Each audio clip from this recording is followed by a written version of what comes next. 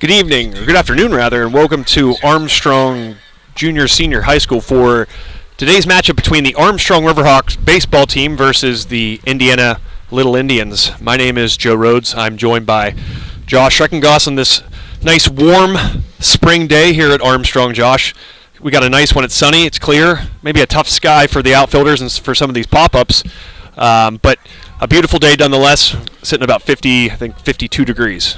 Yeah, the sun is shining bright here. Baseball is back.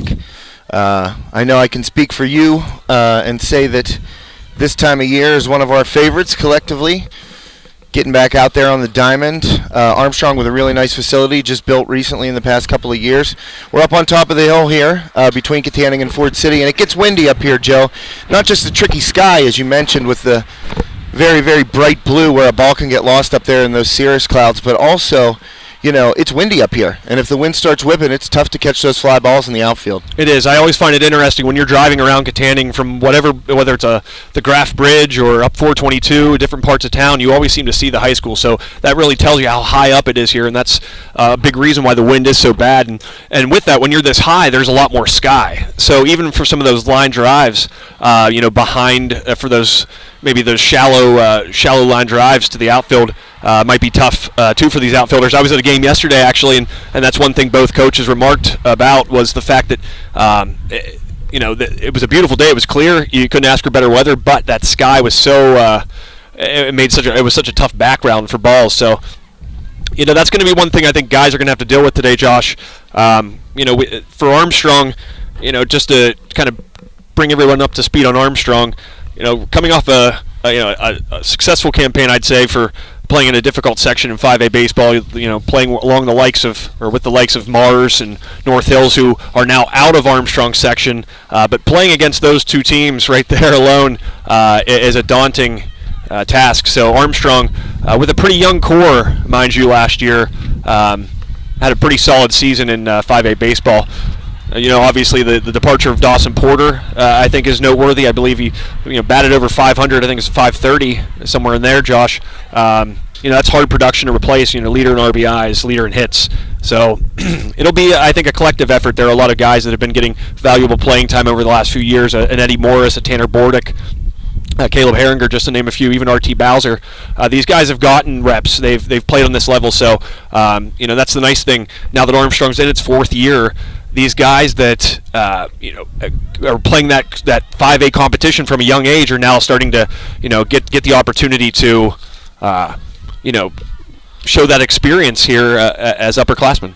Yeah, I mean, Dawson Porter, Leader Times Player of the Year last year for us, and up at Westminster now playing football and baseball. Very difficult to replace him. He's doing that hitting off of guys that are going to get drafted by professional baseball teams. I mean, the competition level that Armstrong faces on a daily basis in this section is just unbelievable. It's a collection of teams that have Division I athletes, future professionals on their teams. So, as you mentioned, the young guys getting the experience of going against that from a very early age. And look, Armstrong head coach Ed Morris is not afraid to throw a young guy out there. Right, and you're going to see that today, Josh, with the young man on the mound, Eli Wiles. We would want to say maybe the second option, but I think Caleb Herringer is definitely the ace of the staff. We won't see him today. He's going to pitch on Friday against Butler.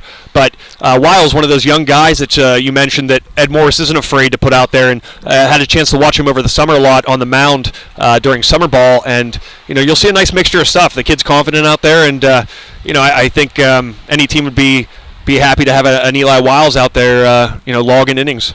Yeah, young sophomore. Not a big guy. He's not going to overpower you with the fastball. But as you said, a nice mix, good runner on his fastball into right-handed batters, which is something, as you mentioned, we noticed over the summertime getting a chance to watch him. And that's another valid point, Joe, for these high school guys. All of them play in the summertime. All of them play travel ball. All of them play, for the Worthington Katanning Stangs or in some league after high school baseball season ends. A lot of these guys are year-rounders as well. Absolutely. Wiles is about to take the mound for the first pitch of the evening. Batting for Indiana is Brandon Canick, the right fielder for the Little Indians today. Showing bunt, pulls back, and a ball. So the opening pitch of this game, a ball on sophomore Eli Wiles. Yeah, Joe, first game of the year. We don't know much about Indiana at all. We've gotten a chance to see a lot of these Armstrong guys play, but not familiar with many of the Indiana players. They're showing Bunnigan, ball low. So 2-0 here on Brandon Canick, excuse me. The right fielder for the Little Indians, making the trip up 422 today, Josh, to travel here to Katanning. Here's the 2-0 pitch. It's a strike. Well, that was right in there, and that's, you can't underestimate how important it is to throw that first strike in your first start.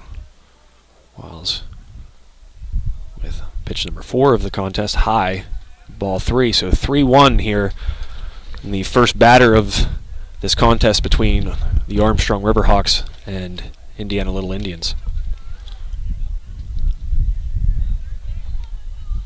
And that ball is outside, so Wiles walks the first batter of the contest. And that brings up Austin Homer, who we will also see here shortly, Josh, on the mound for the Little Indians. Left-hander, and he's going to bat left today as well. Austin Homer, a great baseball name. It is. Wiles now in the stretch. The pitch, first ball outside. So Wiles here, 6 pitches in, 5 balls, only 1 strike. I think control will be something I think that will come certainly with the pitches he throws. Just got to get more comfortable out there. Still here in the early part of the season. Yeah, not a section game, but a varsity start for a young guy. The butterflies are definitely in there. Wiles with the pitch. This ball's low. This is going to get past Straight, and that will advance Canick to second. So Eli Wiles falling behind, Josh, again here in the second batter of the game, Austin Homer for Indiana.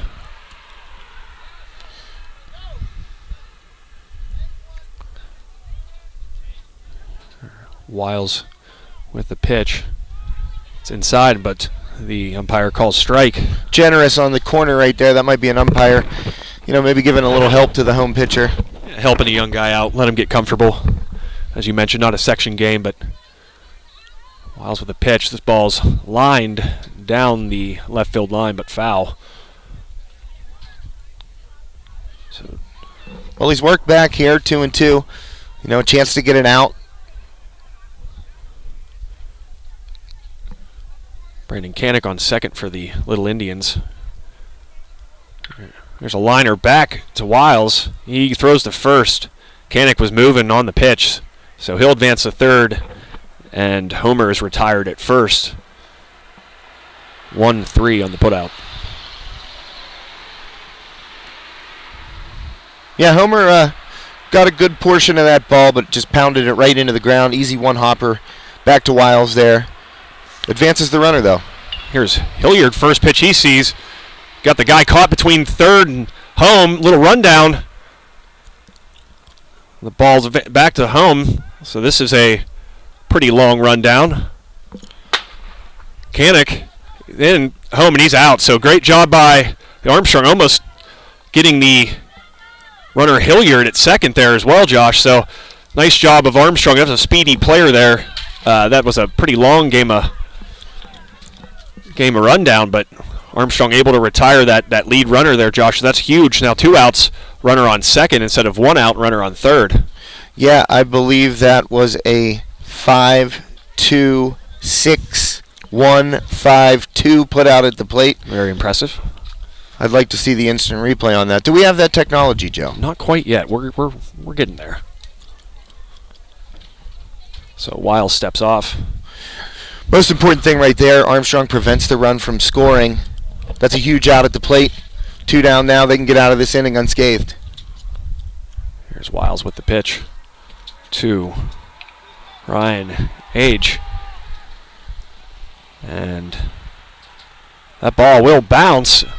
Foul. So I believe that was R.T. Bowser at first, camping under it, but unable to catch it. I think maybe some communication between he and catcher Zach Straight causing some confusion there on what could have been the third out of the inning. So Little Indians still alive here, Josh, in the first inning, making Wiles throw extra pitches here as well.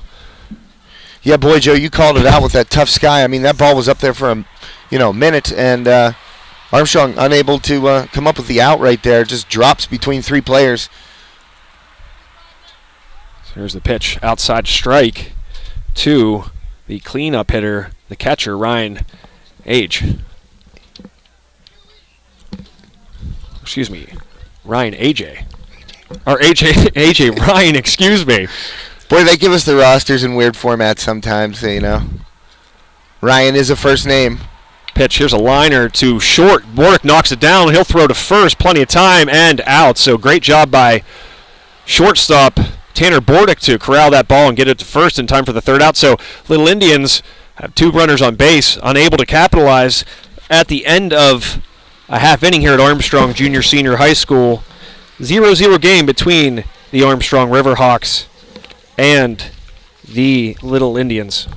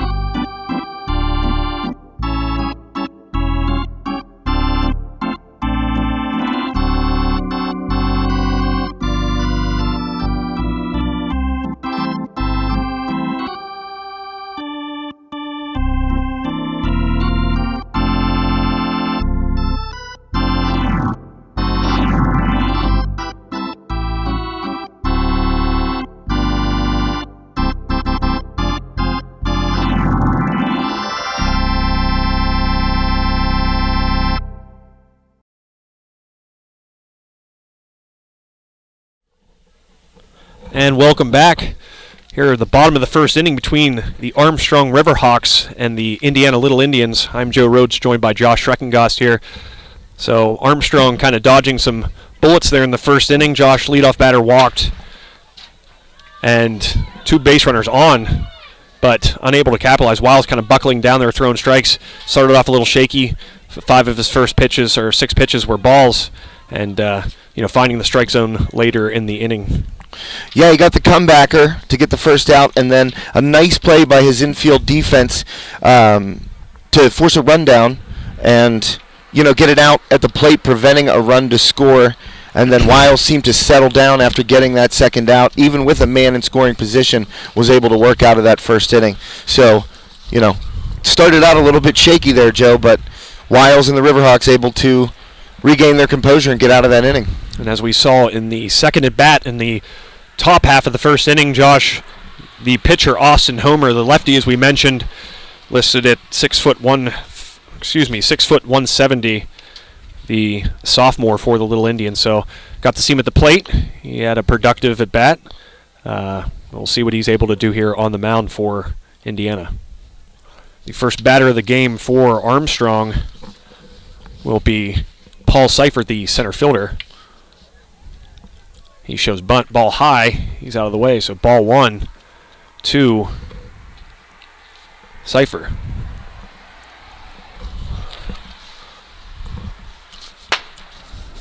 Here comes the 1-0 pitch from Homer. Ball low and inside, but called strike. So it'll count 1-1 to center fielder Paul Seifert. Seifert with a .333 average last year for Armstrong.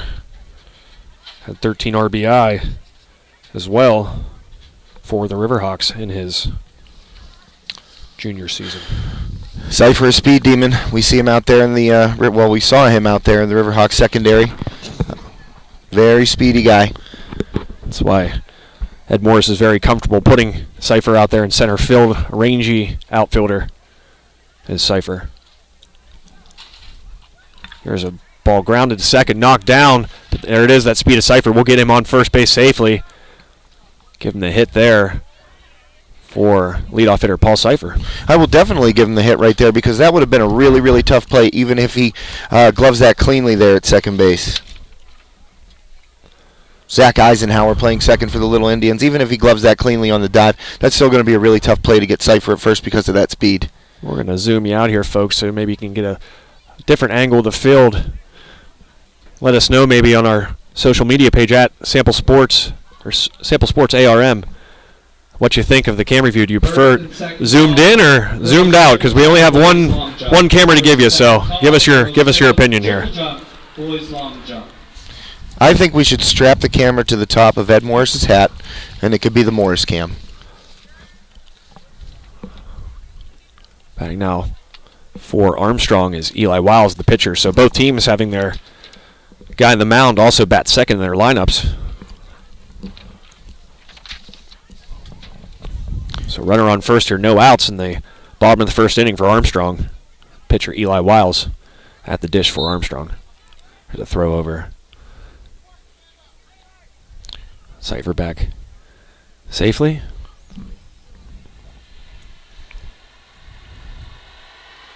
You know, we talked about a lot of these younger players. Wiles, only a sophomore, but getting a lot of valuable time over the summer with the Armstrong Central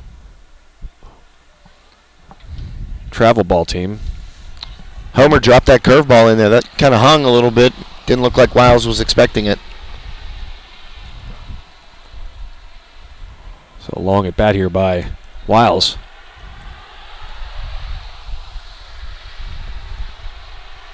Ball grounded foul towards the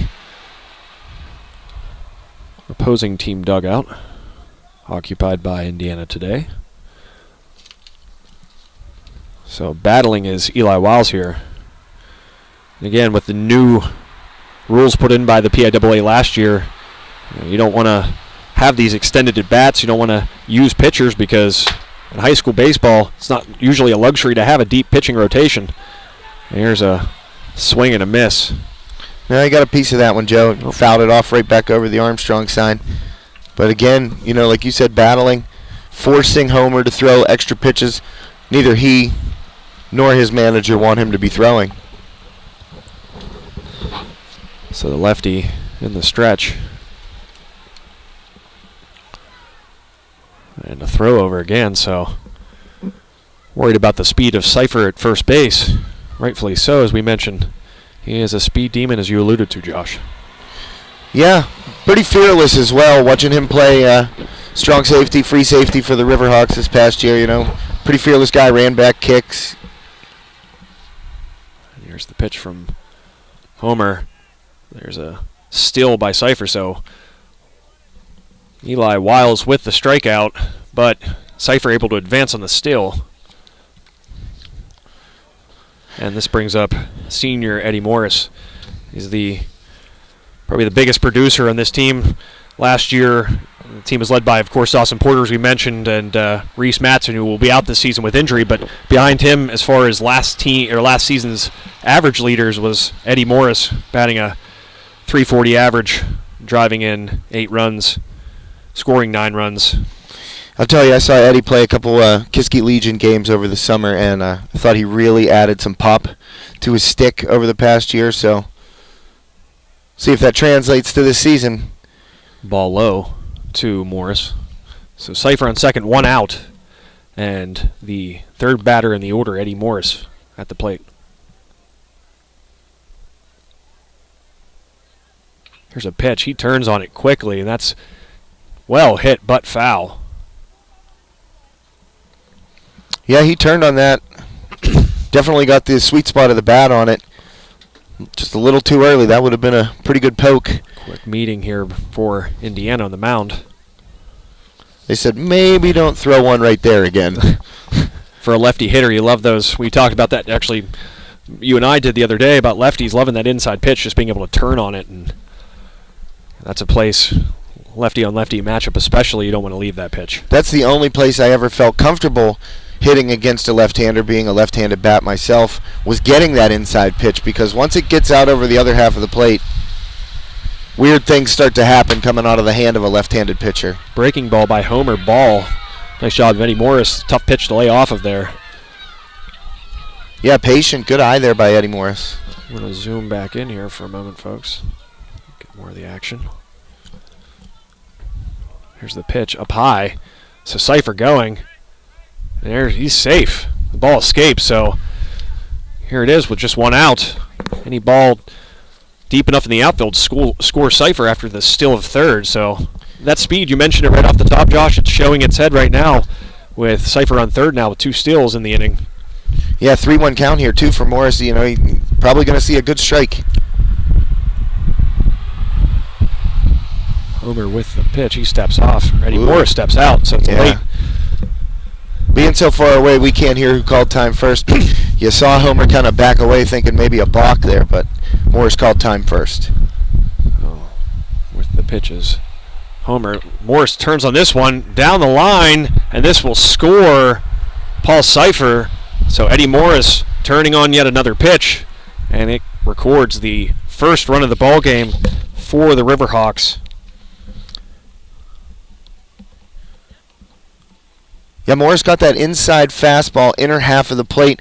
As we mentioned earlier, he turned on the one earlier in the at-bat, was able to put this as just a smoked right into right field, one hopper into the right fielder's glove. Cipher scores easily after getting 2 stolen bases and using his speed to get on with that, hard-hit ground ball up the middle that Eisenhower was able to get his glove on. Cipher speed paying dividends for the Riverhawks right there. So Armstrong with the early 1-0 lead, only 1 out in this inning. And this is Noah Seifert, the cleanup hitting left-hander for the Riverhawks. Yeah, the Riverhawks have a Cipher at the top of the order and a Seifert at cleanup. Little thunder and lightning. Yeah, they're definitely built. They have different builds. Thunder and lightning. Seifert, definitely more of the thunder. Cipher, certainly the lightning. Seifert always a deep threat here at Armstrong, too. You've seen him put it out of here a couple times, Josh. Yeah, for sure. A great left-handed power bat for Ed Morris. Rightfully in the cleanup spot for the Riverhawks. But little change for him this season, playing third base. And we've been used to seeing him at first base over the years. And ball low. So Seifert laying off that breaking pitch. But, we've seen him at first base more often than not, Josh. And a little change of pace here, putting him across the diamond. Manning third base this year. The hot corner. Never liked to play third, Joe. I'd like to hear this story. Low and inside, and that will put Seifert on first base. So 2 runners on, 1 out for Armstrong. And this brings up Tanner Bordick, the shortstop for Armstrong, another lefty. So 3 straight lefties in the lineup for Armstrong, 3 through 5. From Morris, Seifert to now Bordick. Yeah, and Paul Cipher, a left-handed bat at the top of the order as well. So Eli Wiles, the only righty so far. Interesting with the lefty on the mound. Ball low to Tanner Bordick. Bordick's another one of those young guys I think Ed Morris and staff are expecting a lot from this year. Playing a really crucial position at shortstop, of course, at this level. So not only is his glove out there, but also what he's able to do at the dish are going to have a lot to will play a large role in what Armstrong's able to do this year. Yeah, I had a coach recently tell me, Joe, that what you want to have as a high school baseball team is your top 5 batters figured out, and then 6 through 9, that's the competition spot. And if you get something out of those spots in the order, it's gravy. You want to have your 1 through 5 figured out, and I'm not sure Ed Morris has things set in stone, so early in the season, but those top 5 are getting a chance early to distinguish themselves and stay in those run-producing spots. Bordick able to lay off that last pitch. Now he'll ground this one in the hole. That'll get through to the outfield. So rounding third is Eddie Morris for Armstrong and give Tanner Bordick the RBI single. So Armstrong still only 1 out, but 2 runs in here in the bottom of the first inning. Yeah, Bordick making solid contact. Sometimes that's what you have to do against the lefty, just kind of wait on it to see where it's going to be and try and slap it through the left side. He was able to get it past the diving Lincoln Trussell from Indiana, get the ball into left field. Morris scores easily from second base. And the first pitch to Caleb Herringer. Low. So Herringer, we're used to talking about positions. We're familiar with watching some of these guys. Obviously, we see them on the mound more often than not, but playing right field today for Armstrong. Second call, 1,600-meter run. Little throw down there. So Noah Seifert on second. Yeah, trying to get Seifert hanging a little too far, but he was able to get back. Of course, Bordick on first for Armstrong. Homer, long inning here already for the sophomore pitcher for the Little Indians.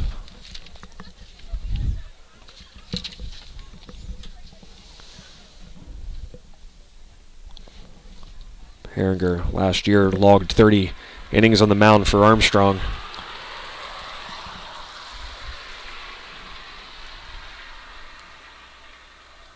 He turned on that inside fastball. 2-2 here.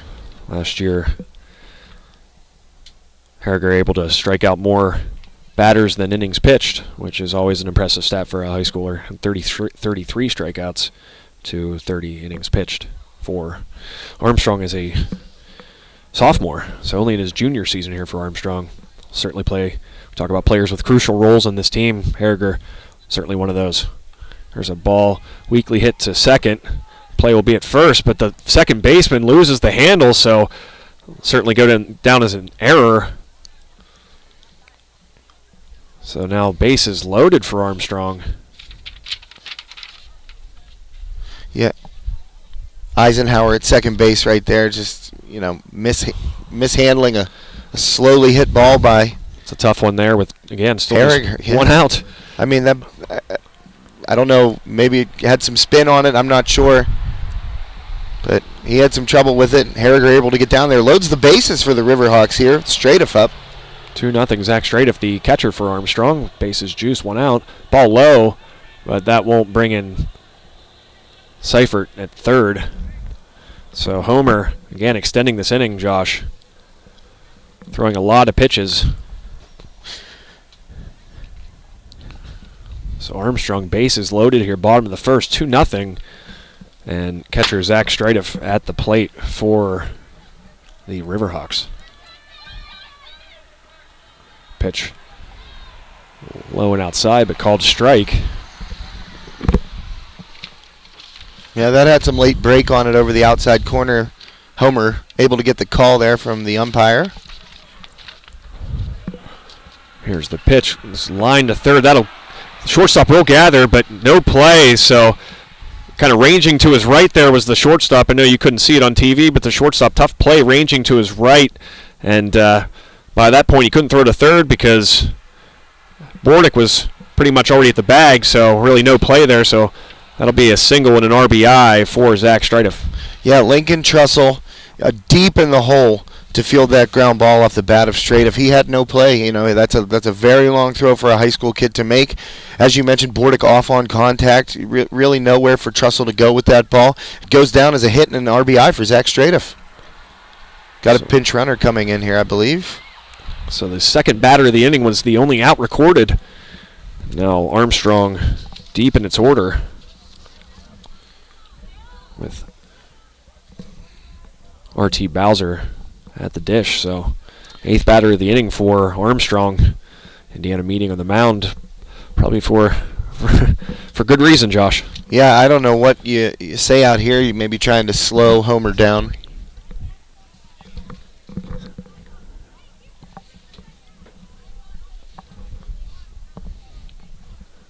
Having some difficulties here getting the score up for you. Want to make sure kept in form. 3-0 Armstrong.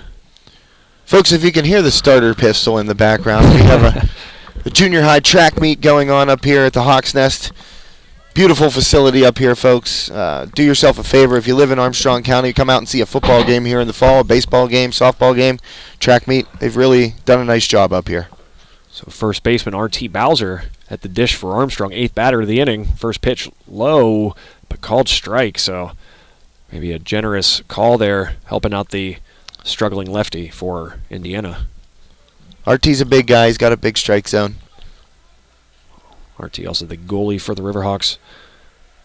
And he gets good wood on this one. This one's deep to center field. That won't be caught. One hop off the fence. And that'll bring in 2 for RT Bowser with the double. That ball was smoked, Josh. Just mentioning RT's hockey prowess for the Riverhawks, and he got good wood on that slap shot. Let me tell you, burnt everybody. 2 RBI double here puts the Riverhawks up 5-0 in the first on the Little Indians.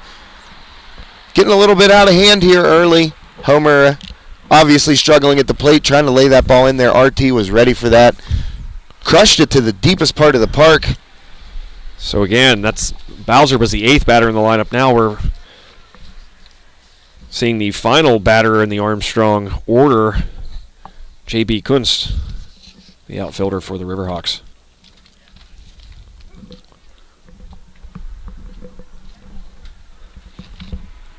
So 5-0 still in the bottom of the first. Ball inside to another lefty in the Armstrong order, J.B. Kunst. Maybe Coach Morris had the scouting report. You know, put as many lefties as you can in the lineup against the left-hander, and it seems to be working out for the Riverhawks right now.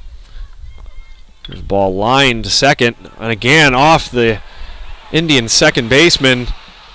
That's going to bring home 2 more runs for Armstrong, and Kunst on second safely here. That ball was hit sharply, but I still think you gotta make that play if you're the Little Indians, and at this point in the game, you know, the score getting away. Now 7-0. Yeah, no doubt Eisenhower had that earlier error in his head. And, I mean, the first batter of the game, Joe, he got his glove on that hard hit ball up the middle by Cypher, knocked it down, unable to, you know, make the play at first. Maybe that was in his head. Then he commits an easy error. That one right there was hit hard. The ricochet off of Eisenhower into right field. And, you know, 2 more runs come in for Armstrong. So 7-0 here. A perfect start to this game for Armstrong. Escaping that tough first inning, the top that seems like forever ago now. And now here batting around are the Riverhawks. It's always fun when you're keeping score of the game. When the team bats around, you have to scratch things out and make marks. Ball in. So Homer is going to take his time getting back on the mound here. Been a long inning, not just with all the pitches, but standing out there that long, Josh, and you know, some tough plays behind him. You got to feel for the kid. Here's a walk. 4-pitch walk. So Cypher on first, just as the case was in the first inning. I think this is about it for Homer. Just slow walk out to the mound. Indiana will, in fact, meet on the mound. Not sure if they will make the pitching change. It appears they will. So a call to the pen for Indiana, it looks like, here early. In the first inning, again, only 1 out for Armstrong. That was the second batter of the game. Fellow pitcher Eli Wiles, the only Armstrong player to record an out so far. Yeah, that's going to be a tough stat line for Homer.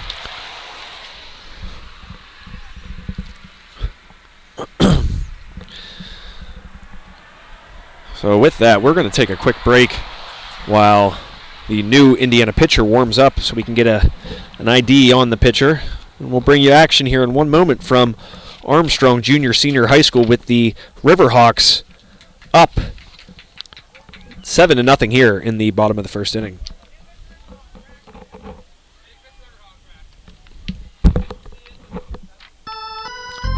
Is that guys?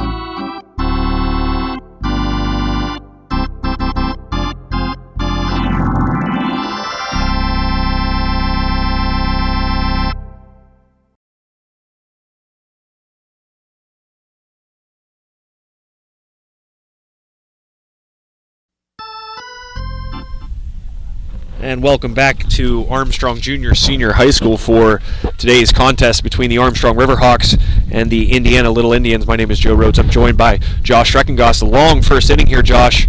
Only one out. Armstrong 7 players in, so not exactly how the Little Indians wanted this game to start, but exactly how I'm sure Armstrong would love for it to have started, and it is indeed an early lead with just one out, as we mentioned.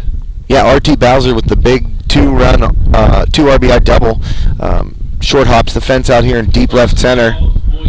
That was the big blow, but Armstrong able to work across runs in all fashions with small ball, speed, timely hitting. So Wiles has a chance to be the first 2 outs of the inning, which are rare. Brutal. Let's hope that's not the case, but here's Wiles, ball high, 1-0. So, yeah, it's interesting. You're the only player to record an out. You're batting again in the same inning, so a little bit of pressure here on Wiles not to... I'm sure he's happy with the 7-0 lead, especially being on the mound, but, you know, his teammates will probably let him hear it if he's the first 2 outs of the game. Joe, I played in a slow-pitch softball game one time where I made all 3 outs in the same inning. You were all 3 outs. I was all 3 outs, and 3 fly balls to right field. That takes skill there. Here's Wiles. Shows bunt. Ball inside. Gets it back. Double steal there for the Riverhawks on that ball. So using the speed of Kunst and Paul Seifer to advance up to third and second base respectively there, Josh. So Armstrong, again, a ball in the outfield, even if it's an out, can score another run. Keep this cushion. Continue to grow it. And Antonio Caparosi is in for the Little Indians, and he is having control issues as well. 3-0 on Wiles right now.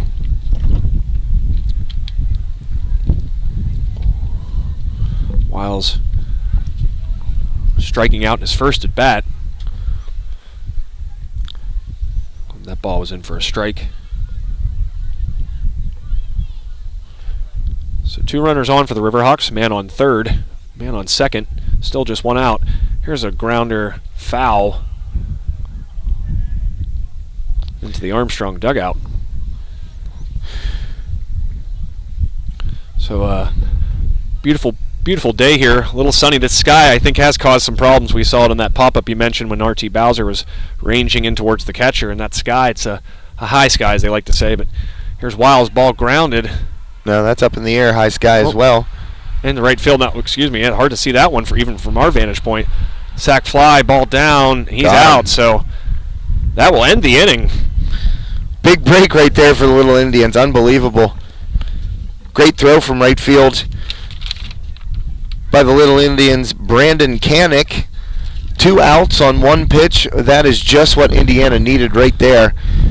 So a very long first inning there, Josh. So extremely long first inning. After 1 inning here at Armstrong Junior Senior High School, it's Armstrong 7, Indiana nothing. For Josh Streckengoss, my name is Joe Rhodes. We will be right back with continued action on Sample Sports Stream.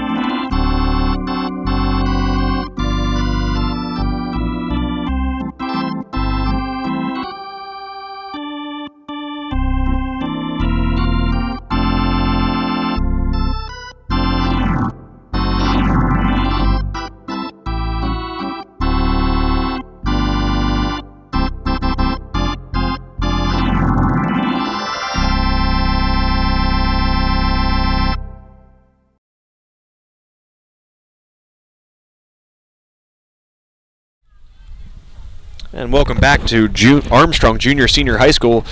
Top of the second inning here. Armstrong with an early 7-0 lead over Indiana. Indiana burning 2 pitchers there in the first inning. The starter for the Little Indians, Homer, only lasting 1 out. And Indiana able to get out of a jam even there with the score already 7-0. 2 runners on. Fly ball to the outfield. And then the relay throw, gunning out the runner tagging up. So Indiana getting lucky there. Indiana got very lucky right there because Armstrong had runners on second and third base. Eli Wiles with a 3-1 count, or 3-2 count, excuse me, puts a fly ball into right field. Brandon Kanik makes the play, fires home, and gets J.B. Kunst at the plate. Big double play for the Little Indians. First pitch, strike. But if you're Eli Wiles, you got to feel great now. 7-run cushion, you could just go out there and throw. I believe this is Brady Codman. Excuse me. It's Alec Petrov. Yeah, Alec Petrov, the first baseman for the Little Indians, up right now. And Wiles, if I were a good teammate on the Armstrong bench, I would remind Eli Wiles that he was part of all 3 outs that inning. He was indeed. I'm sure he's happy to be out in the Yeah, mound. I would have sprinted out to the mound if I were him. 7-0 cushion for the sophomore Wiles here. First batter of the second inning. Ball low to Petrov. And that's a good pitch on 0-2 right there. You know, you're not throwing a strike. If he swings over top of that, it's a weak ground ball or a strikeout. Good pitch by Wiles on a 0-2 count. Wiles with the pitch. Another breaking ball low. That's a tough one to lay off of. Again, I like that pitch in that spot. It's a hard pitch for that batter to lay off of, but Petrov batting in the 5-hole, able to keep his swing. Yeah, that was really close to being a backwards K in the scorebook. Here's the pitch. Grounder to third. There's Seifert to first for 1 out. So third baseman Noah Seifert, nice play coming across, throwing on to R.T. Bowser for the first out of the inning. This will be Lincoln Trussell, the shortstop for the Little Indians, wearing number 24 today for Indiana. Pitch outside. Ball 1. So Stratif finding the zone late in the first inning and keeping that trend going here. Not missing by much when he is. Easy to get comfortable for Wiles out there when you have a 7-0 lead. Ball high, 2-0 here to Trussell, the shortstop for Indiana.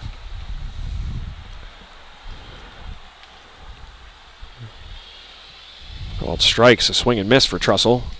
2 ball, 1 strike. Not sure if that was a strike. Trussell kind of helped out Wiles a little bit there, swinging at something high in the zone.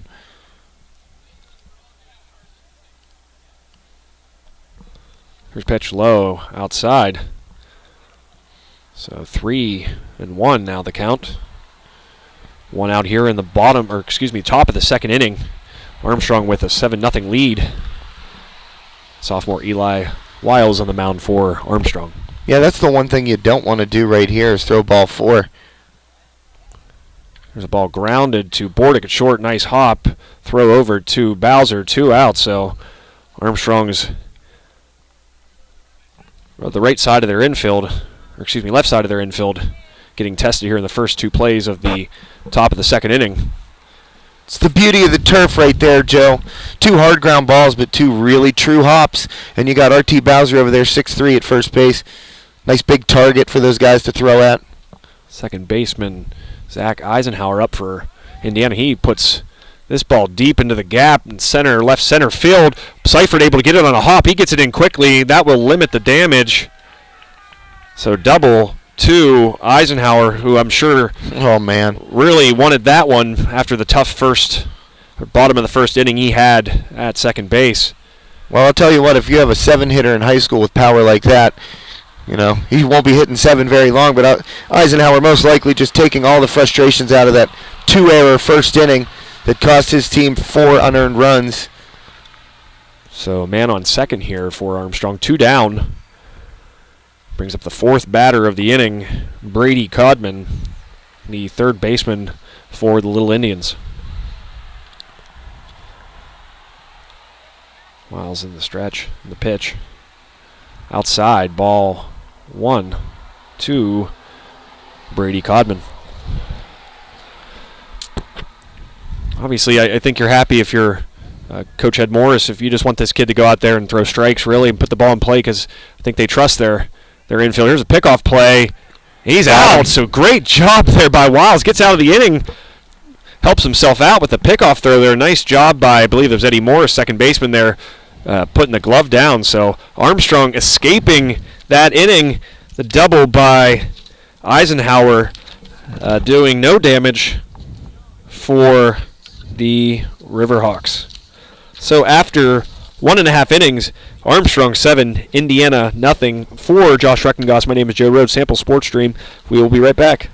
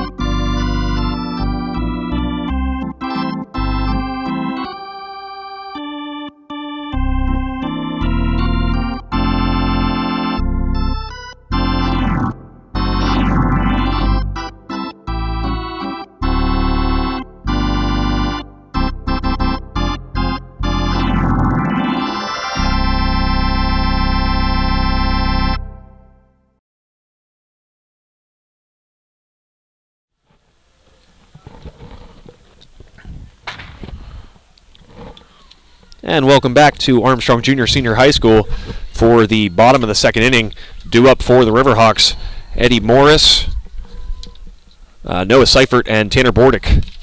So the middle of the order up for Armstrong, 3, 4, and 5 to start the second inning. So Josh, obviously Armstrong hitting the ball well, making some of those plays. Of course, there were a couple errors there in that first inning that gave them 7 runs, but they're hitting the ball well and making these fielders for Indiana work.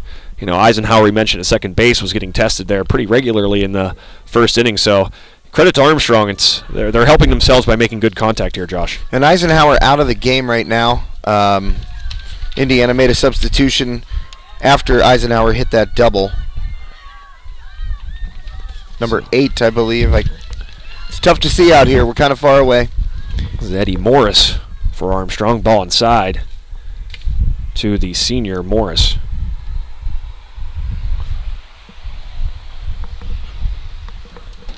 So 7-0 here, bottom of the second. Armstrong, 7-run first inning, looking to add more here in their second go-round at bat. Ball, I believe. Yep, 3-0 on Morris. Antonio Caparosi. I'm going to keep saying that name because it's enjoyable. He's having trouble finding the strike zone. He had trouble right after he came in last inning, finding the strike zone. Able to get that double play. You know, bang play at the plate there. J.B. Kunst getting thrown out by Brandon Kanik from right field, trying to tag up. 7-0 Armstrong. Ball inside, and Morris will take the walk. So RBI single in the first inning for Morris. On base a second time here with a walk is Eddie Morris, the second baseman for the Riverhawks, which brings up the power-hitting Noah Seifert. Eddie Morris working on that OPS. Absolutely, 2 for 2. Always helps the number go up. Well, 1 for 1 with a walk, but on base twice. Yeah, 2 for 2 as far as on base. Here's Seifert. Swing. This ball's fouled out of play to the left side. So strike 1 on Seifert, the cleanup hitter for the Riverhawks. So Indians making some substitutions here, as you mentioned, Josh. And Morris goes. Ball is hit deep down the line. Ooh. And that is gone. Noah Seifert. That ball is gone. Oh my goodness. Folks, you weren't able to see the play, and you have no idea what just happened, folks. It was the right fielder. He seems to be okay. Let's just say that first. He looks to be all right. He ran into the chain link fence on a dead run, trying to track that home run ball by Noah Seifert. I mean, he's holding his elbow a little bit, but it seems to be smiling with his center fielder out there. Number 14. That's Brandon Canick, who had the arm, the throw in the first inning. Just full speed into that fence. Full speed indeed. Right back up, though. I mean, folks, I wish we had 4 cameras to give you every replay of that. But that's Noah Seifert with the home run there. A bomb by Seifert, mind you. So, ball 1 to shortstop Tanner Bordick. So, give Armstrong a 9-0 lead now. It was funny. I was actually texting with Noah's grandfather earlier. I said that he hit a homer in warm-ups, and he said he's done now. And I said, I don't know about that. So he'll be happy to see that Noah did, in fact, put another one out of here this time during the game. So, Noah Seifert. And it's just good to see Brandon Canick up and still in the game.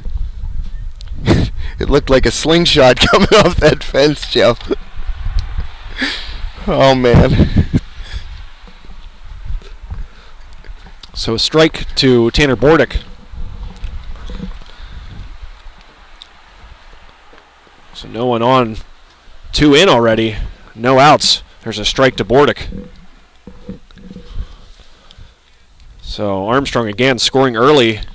Scoring before any runs. Here 2 more. We mentioned the number of Armstrong batters that came up in the first inning after the first out of the inning. Here's a play up the middle, and that'll get through.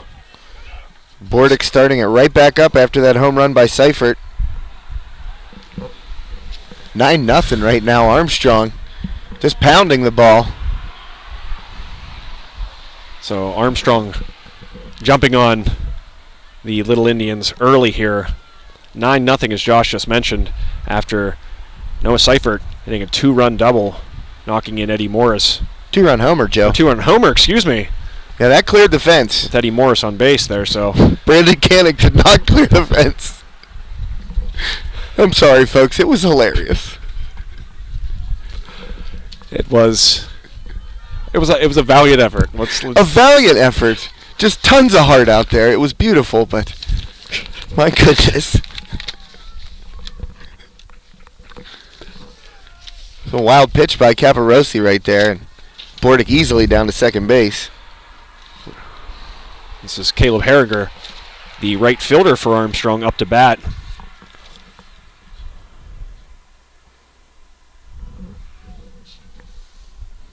So Bordick on second now for Armstrong. Harriger at the plate. Ball outside to the junior Harriger. Struggling to throw strikes out here for Indiana, but even when they do, Armstrong is sitting on it, and they are just pounding the ball. Yeah, as we mentioned earlier, you got to give credit to Armstrong. It's obviously Indiana hurting themselves there a little bit defensively. That's down. That ball will get over the head of the center fielder. So great swing by Harriger. That'll be a RBI double. He's going to try for third, and the ball's thrown. He's in. So give him the RBI triple. Is Caleb Harriger.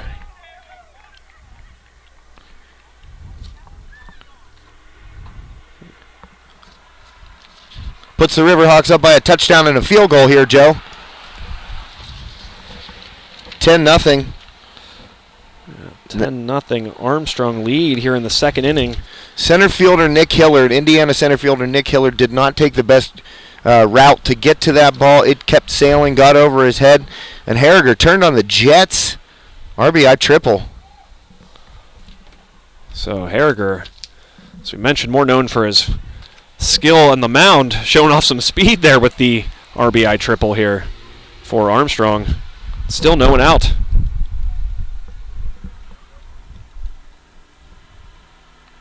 Ball inside, but called strike to Zach Stratoff, the catcher for Armstrong.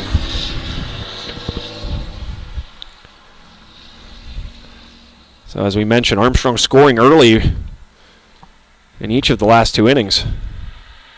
Early and often. Here's a swing, slow ball to third, and he'll beat that out.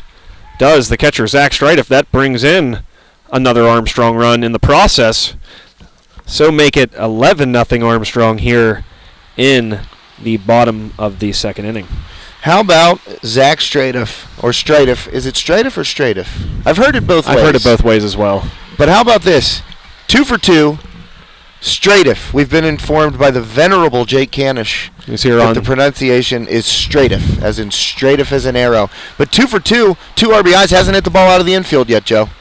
Perfectly placed. R.T. Bowser, who in the first inning hit that deep ball to center field, one hopper off the fence that brought in a run as well. So again, the Armstrong sticks hot here early in this non-section contest against Indiana. Ball inside to Bowser. And Bowser, we mentioned Noah Seifert's moved to third. Bowser had played a lot of third prior, so those two basically swap positions this year.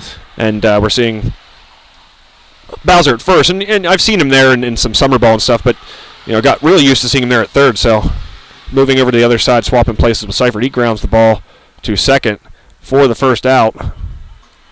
And the catcher, second baseman, Gimpy, after the slide. He's coming right off the field, Joe. He came in for Eisenhower at the top of the first inning, or top of this inning, excuse me. And he's right out of the game here after taking a hard slide from Stratiff. Yes, it is indeed Stratiff. I caught myself, even though I said it correctly, but taking a hard slide right there just looked like his ankle got rolled over.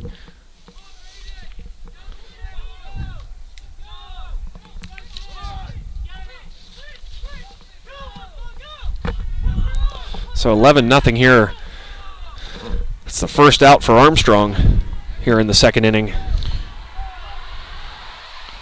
So the Riverhawks able to, again, score early and often. Already up 11-0.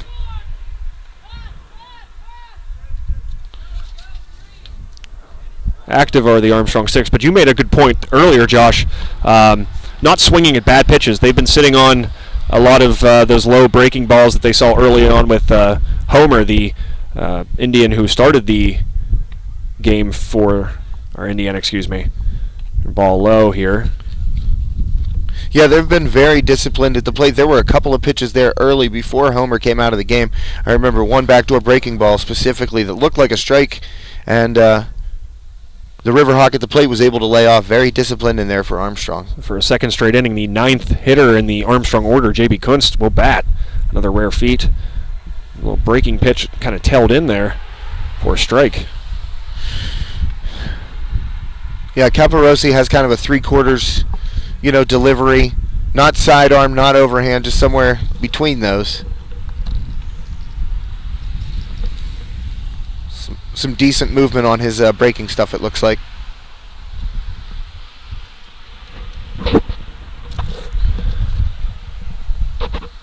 So Kunst, the 9th batter in the Armstrong lineup, as we mentioned, batting for a second time, which would be hard-pressed to see that happen again this season. Ball outside.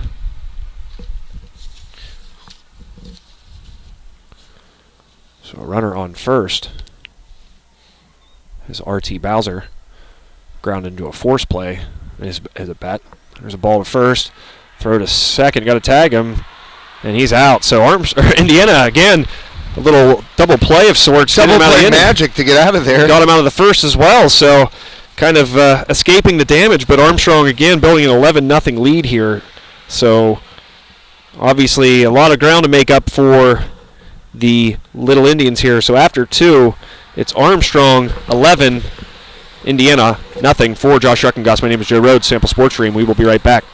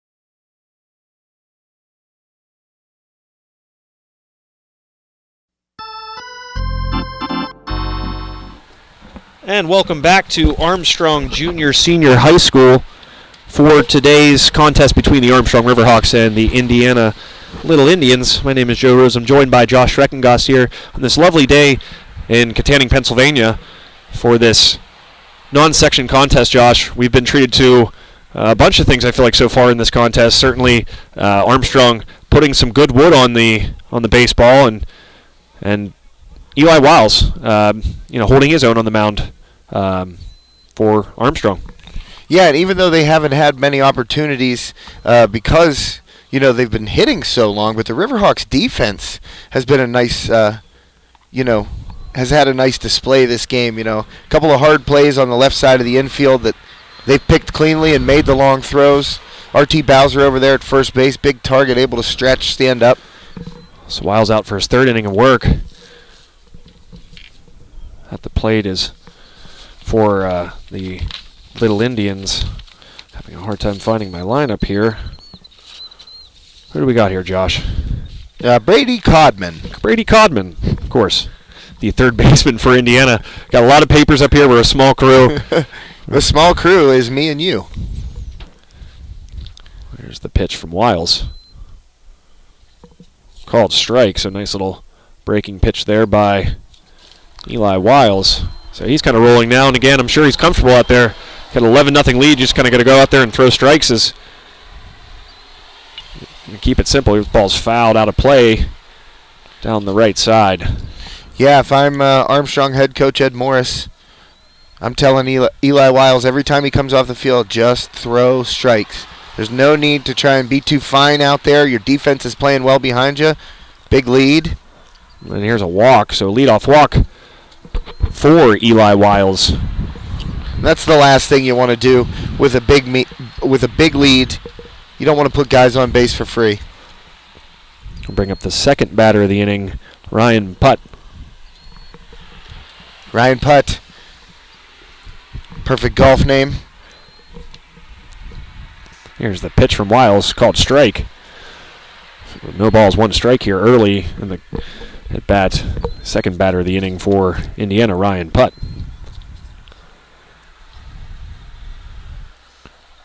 Wiles looks to first. The pitch. And that gets past the batter, so a wild pitch by Wiles advances the runner to second. Yeah, no need for Eli Wiles to try and do too much, as I was just mentioning prior to Ryan Putt coming up to the plate. So, to the top of the order for Indiana, it's Brendan Kanik. Wiles, the stretch and the pitch. Kanik grounds it in the hole. Here's Bordick. He's going to throw across. Tough play, and that's over the head of R.T. Bowser. That'll allow one run to score, and then Kanik will advance to second on the error.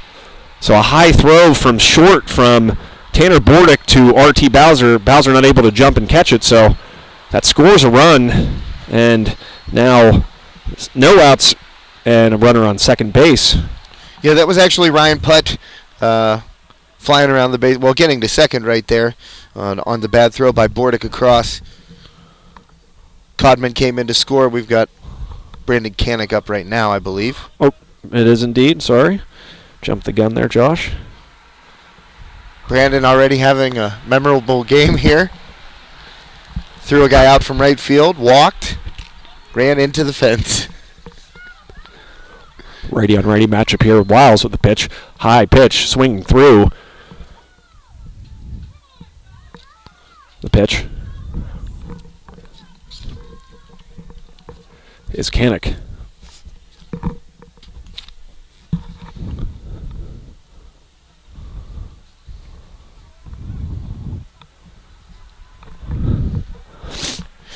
So I'm pleasantly surprised by the lack of wind up here.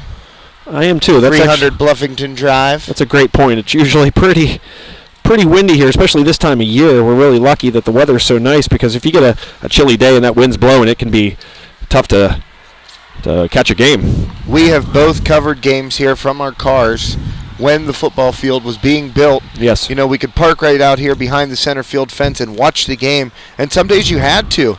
35 degrees and windy, and they're playing baseball up here. It was just, there were some bad ones over the last couple of years. Pitch low there, ball.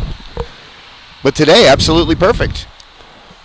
It is a beautiful day. The sun's kind of tough. It's right in our eyes here. I'll take it. It's warming my body. Didn't even need the extra layers, I don't think, but could be a long game.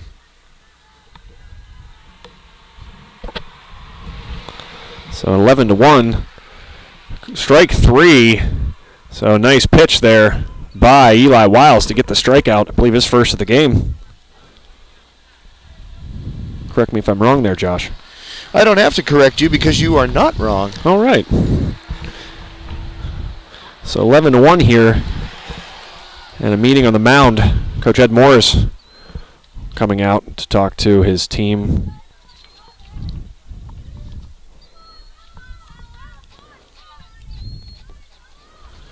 So what are your big takeaways here so far, Josh? From again, we're still early in this game, but already a lot of action. My big takeaway from the first, 2+ innings is that Armstrong plays against 5A pitching, and they can hit pitching that is not 5A caliber very, very hard. Their offense has been strong. Even the balls that that they've made outs on have been hard hit.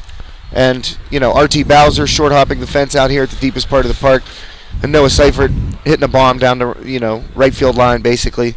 So it appears that Eli Wiles' day is over after only giving up one unearned run. I believe that run was unearned, Josh. It was indeed unearned. So only one unearned run, and he will be replaced by senior Eddie Morris on the mound, number 2 for the Riverhawks, coming from second base to the mound.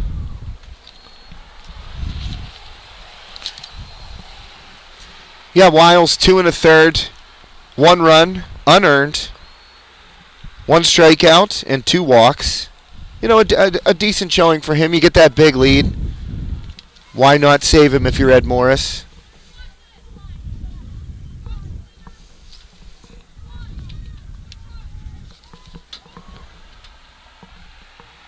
So the first batter that Morris will face is the pitcher Caparosi. Yeah, Caparosi came in for Austin Homer there in the first inning.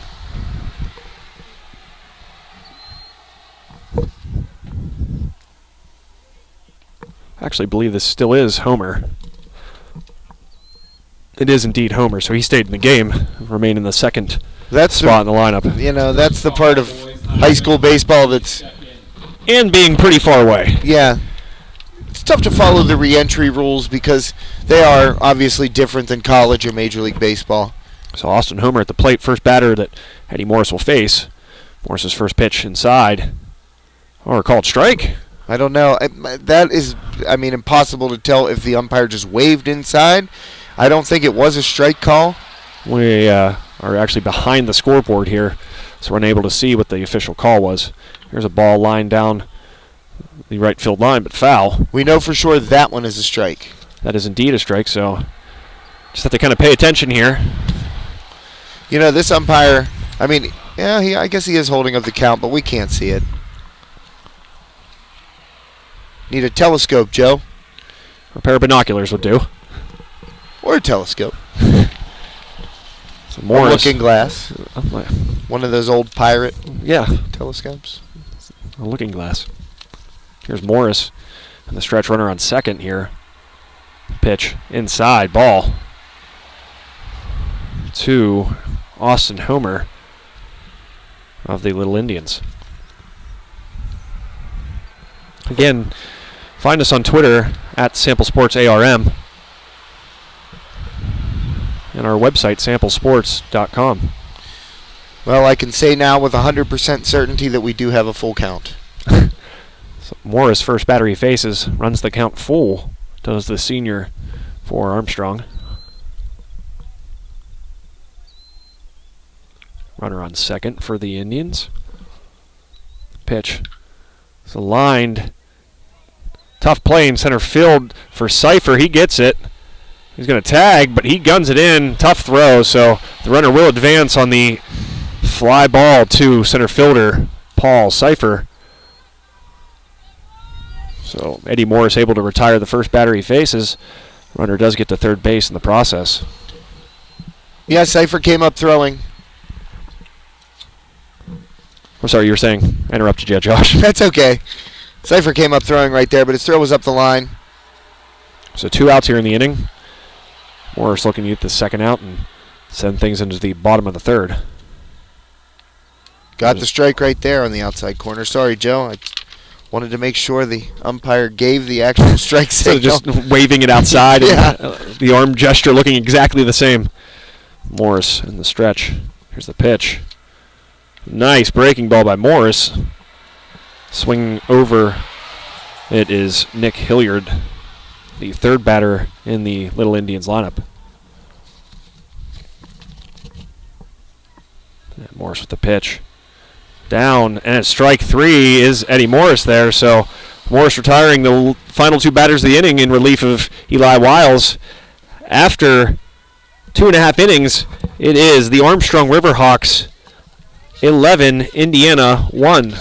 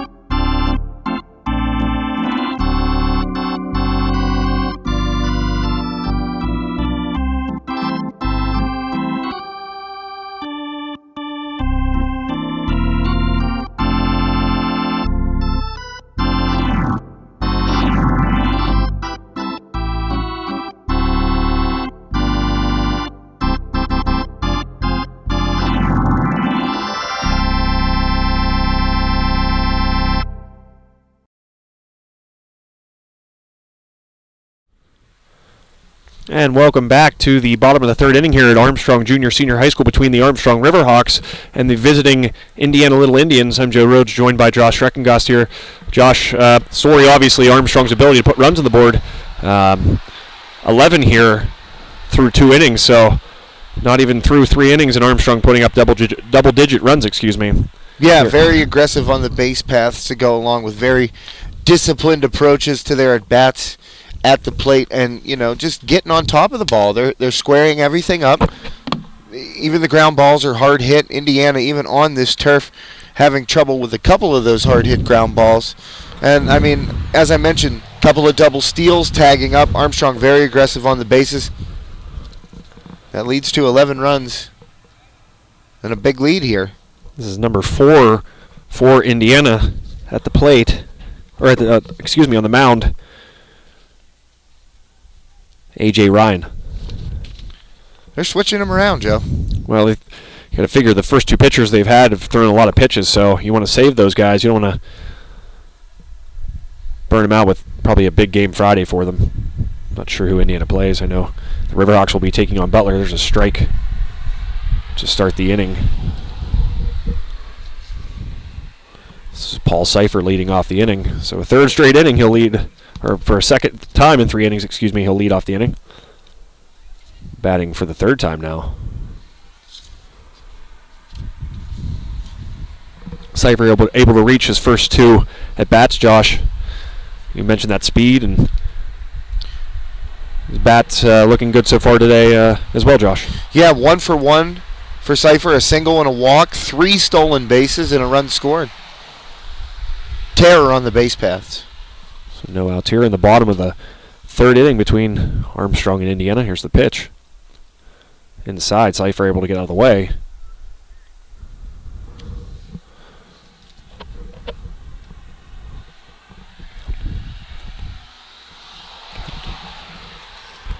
The count. We're unable to see the scoreboard here. Trying to get the count. There's a strike, I believe. I believe it's 2-2 right now.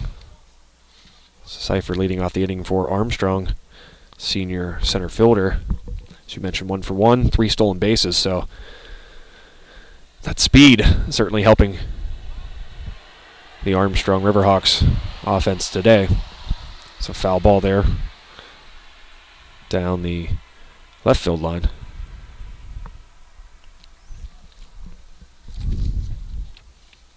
There's a pitch low, grounded to second. On it is the second baseman to first, and that's out. So first time Paul Cipher will not remain on first base today. First time Indiana's able to retire the first batter of the inning, Josh. So good start for Indiana here, particularly A.J. Ryan, the new pitcher for Indiana.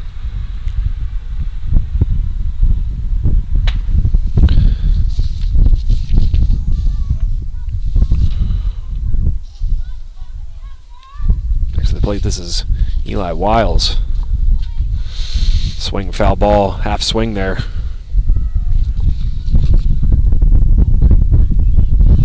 So no balls, 1 strike here early to the sophomore Zach Wiles. I believe he was moved to second base there. Just a basic switch for Morris for Wiles. Mound to second. It's a ball there to Eli Wiles. I believe that's where they moved him, right? Is that what you had there? I believe so.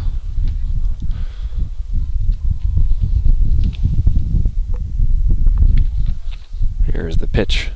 Inside, low and inside to Wiles. Able to hold off. So Armstrong, as we mentioned, not swinging at bad pitches today. That's, I think, one of the bigger takeaways, besides they're able to put the bat in the ball. Not swinging at bad pitches. Ball inside. Tight wrists of the batter, Josh. Yeah, 3-1 on Wiles here, but as you mentioned, they just look comfortable in there. They don't look like they have any nervousness to swing at a ball out of the strike zone. There's the pitch. This is grounded to the third baseman. High hop. He's going to run it out, though, and he's safe. So beating the throw. That's an error on the first baseman. He could not pick that cleanly. The ball ricocheted right out of his glove. All right, we'll mark that down as an error on the first baseman, as Josh mentioned. So Alec Petrov unable to come up with that. I mean, it's tough to give I'm a first baseman. I've played first base for several years, baseball and softball, and it's tough to give a first baseman an error on that. But that ball, he had plenty of a time to adjust on it and pick it out, and they would have had Wiles at first base had Petrov made that play cleanly. This brings up Eddie Morris for Armstrong, the number 3 batter for the Riverhawks.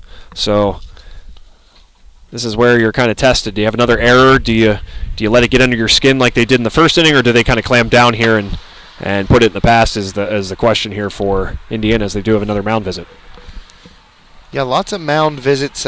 Someone's coming in here to take the ball. I believe pitching change here for Indiana. So another pitching change. I think this is the 4th pitcher now of the contest. If in fact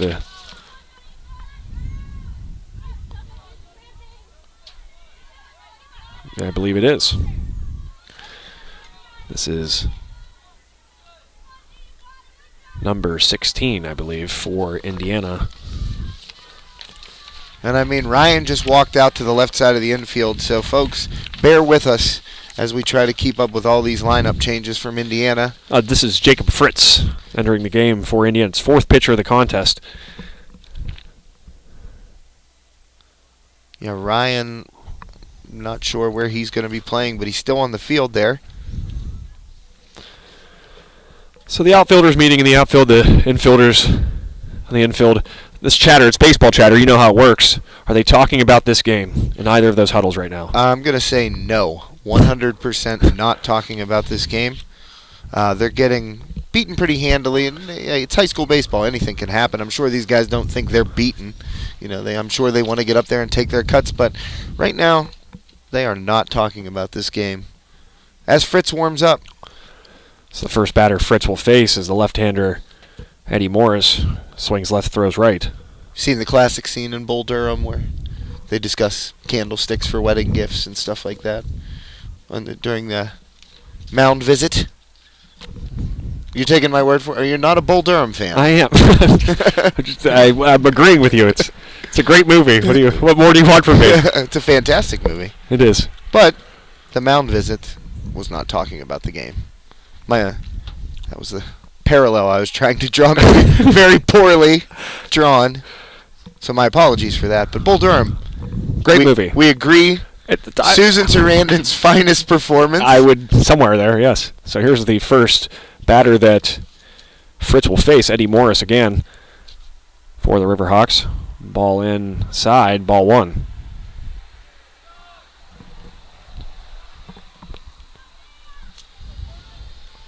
One out here in the bottom of the third inning, runner on first for Eddie Morris, third batter. Cypher, who hit a home run earlier in the game, on deck. This ball is looped foul down the left field line and out of play. Lone spectator down there will track down the foul ball. So 11-1 here.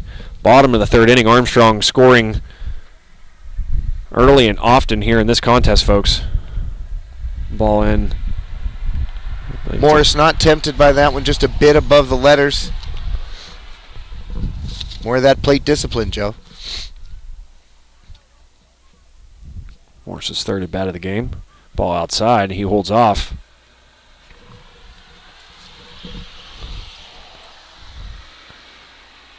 So long at bat here for Eddie Morris. So with Eli Wiles on first base.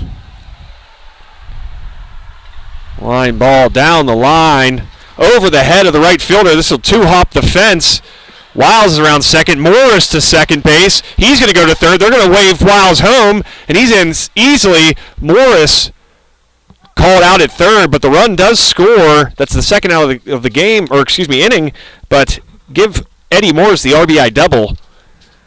Yeah, Morris looked to lose his feet just a little bit coming around second base there, Joe. I don't know if he hit the base oddly, but he had to kind of chop up his steps a little bit, and that slowed him down. Just a bang-bang play at third base.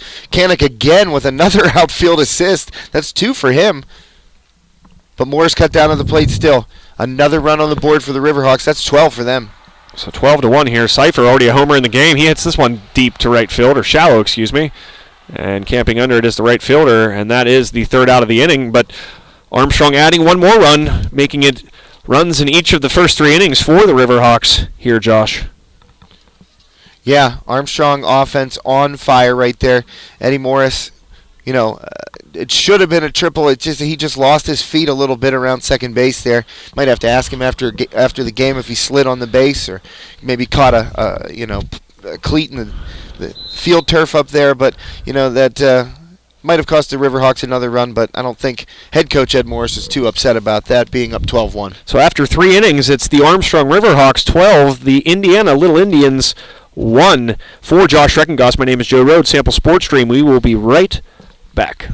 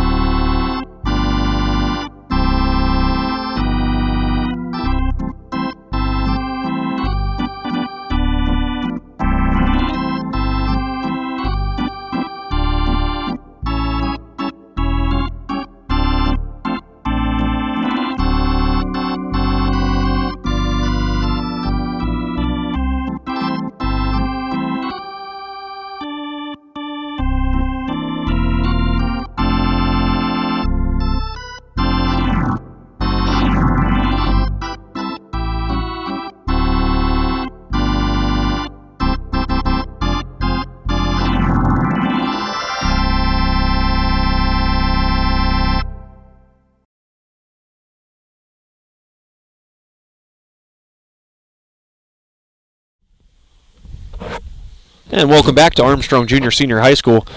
While we were in a break, it appeared Armstrong substituted out the first baseman, R.T. Bowser. Looked like he might have tweaked maybe an ankle. We're not sure yet. Hard to say out here, but that'll move, I believe, Caleb Harriger to first base. And hard to see who's in right field right now replacing Harriger since he moved to first.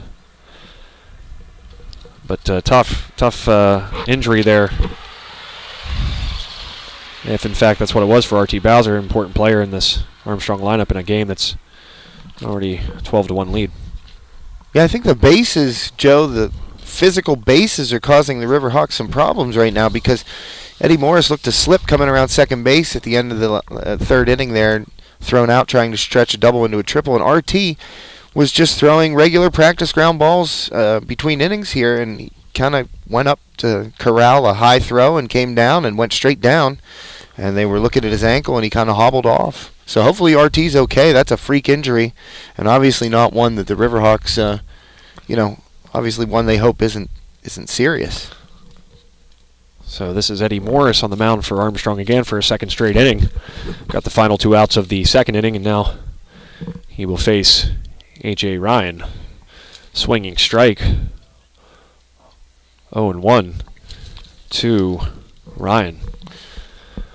And Morris seems to be pounding the bottom half of the zone out there, and it's getting a lot of swings and misses. Ball inside, strike 2. So first one swinging, second one looking is Ryan's. Well, Ryan starts as his bat.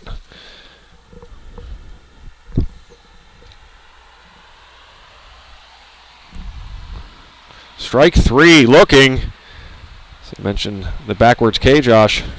Backwards K, indeed. That's Morris's second punch out. So 3 batters faced, 2 Ks for senior Eddie Morris. Which brings up Alec Petrov.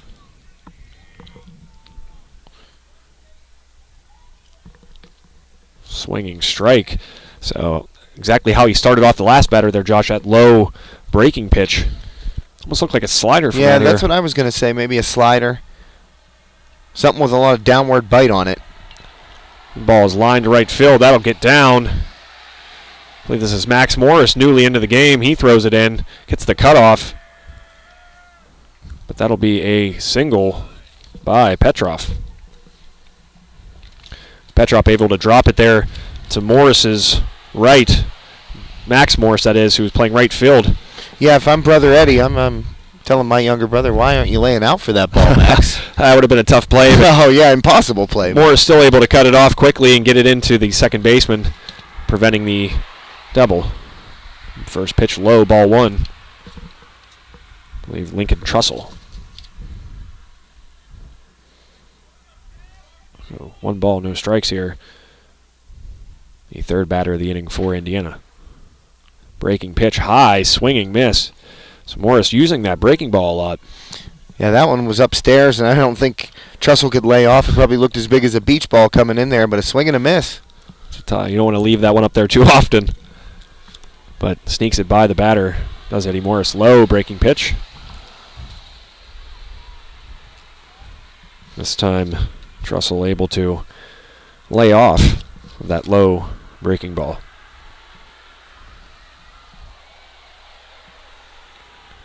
Morris with the pitch.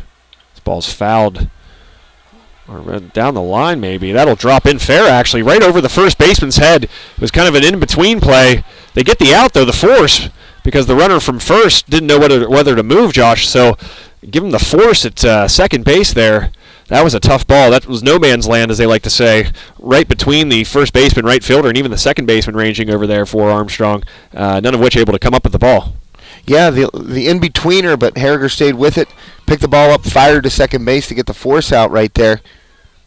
Break for Armstrong. Big break for Armstrong. Here's a pitch. I guess he holds back for ball 1. So runner on first base here for Indiana. 2 outs in the inning. Morris throw to first. And he picked him off. So the second pickoff of the game for Armstrong. First Eli Wiles, now Eddie Morris. So just like that, Armstrong out of that inning. And the score will remain 12-1. Armstrong, Josh.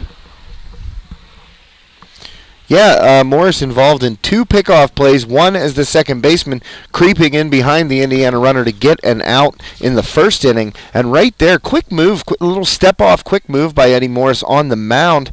Fired a perfect ball over there, and it looked like Lincoln Trussell kind of just slid right into the tag. So we will rejoin at the action here after a brief message from our sponsors. For Josh Schreckengoss, my name is Joe Rhodes. Visit us online at samplesportstream.com, samplesports.com.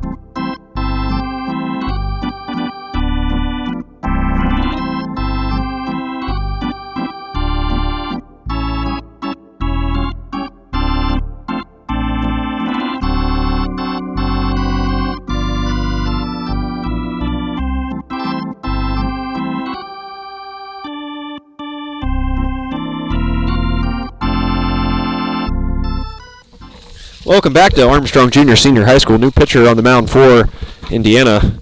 Josh will bring that to us in one moment. One pitch already. There's a ball. 2-0, I believe. Yep, 2-0 to Tanner Bordick here. Bordick, the 5th batter in Armstrong lineup.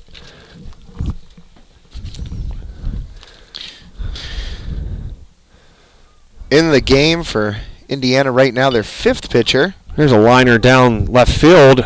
Left fielder able to get it on a hop, so Bordick with a single now, leading off the inning with another hit. Justin Rabel on the hill for the Little Indians gives up a sharply hit single to left field by Tanner Bordick there for Armstrong. Tanner Bordick 3 for 3 today, Joe. 2 runs scored, an RBI. Having a really solid game. We mentioned his importance not only at the plate like he has today, but playing short, and he's done that pretty well today. He's the important guy on that side of the infield for the Riverhawks. Throw over there. Bordick back in time.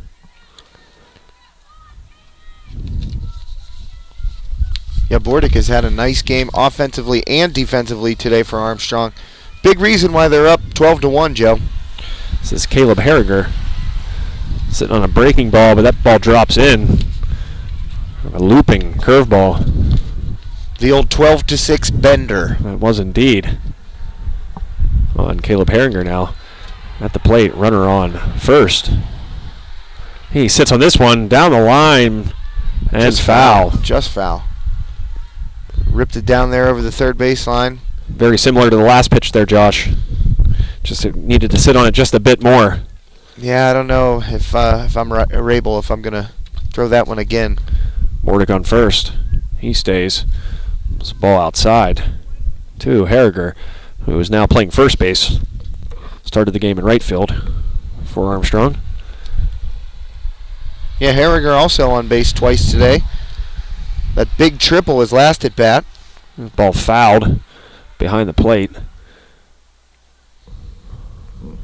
Staying alive is Caleb Harriger for the Riverhawks. You mentioned he will be pitching for Armstrong on Friday in a big matchup against Butler. Ball, this one gets away, so Bordick will advance easily to second base.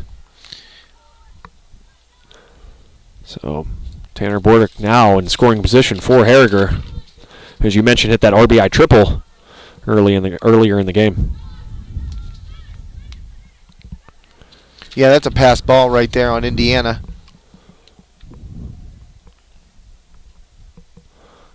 Here's a swing. High fly ball. There's that tough Sky again.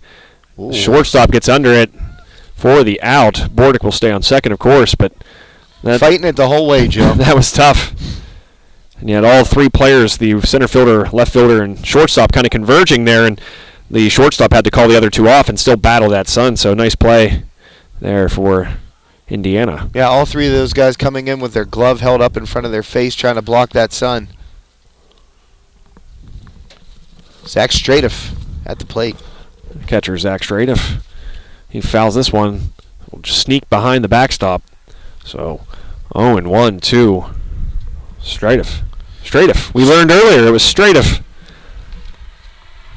Jay Canish coming up to pay us a visit here, high up in the Hawks' nest. Say the voice of the Riverhawks, right? The voice of the Riverhawks, unparalleled. Ball low to Stratiff. Again, Tanner Bordick, the shortstop, on second here in the fourth inning. The ball's lined up the middle. That's Bordick's going to get waved home. The relay, he's in between now, so there's a rundown. Bordick's going to get under it. He's safe. So a little dodgy move there. Didn't know where to throw it on the play. And Bordick able to sneak under the tag.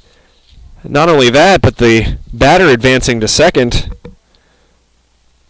How about this, Joe? That is Stratiff's third hit, third RBI. The first one out of the infield, mind you, smoked right up the middle. Line drive. Bordick with a little shifty Josh Harrison type base running maneuver there. Getting under the tag. So Stratiff now on second base, able to advance because of the rundown that Bordick participated in. Now at the plate for Armstrong. Well, RT came out of the game, and I believe that's Max Morris in his spot. I believe that is Max Morris indeed. So Morris will bat in place of RT Bowser, who again was subbed out of the game during the last half inning after something happening at first base. Yeah, freak injury for RT. Again, hope he's okay. Max is short for what, Joe? Maximus. Maximus. Not Maximilian, which is what I would have gone Or with. Maxwell. Or Maxwell. Maxwell's also awesome. But Maximus, named after the ferocious gladiator. Morris stands in here. Stratiff on second, ball. Breaking pitch inside. Morris able to get out of the way.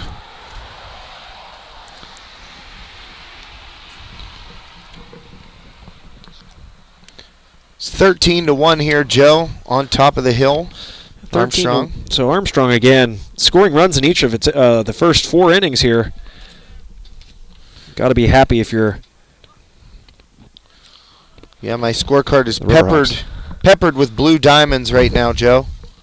A lot of runs, a lot of hits, and some quality pitching too by the Riverhawks, I'd say.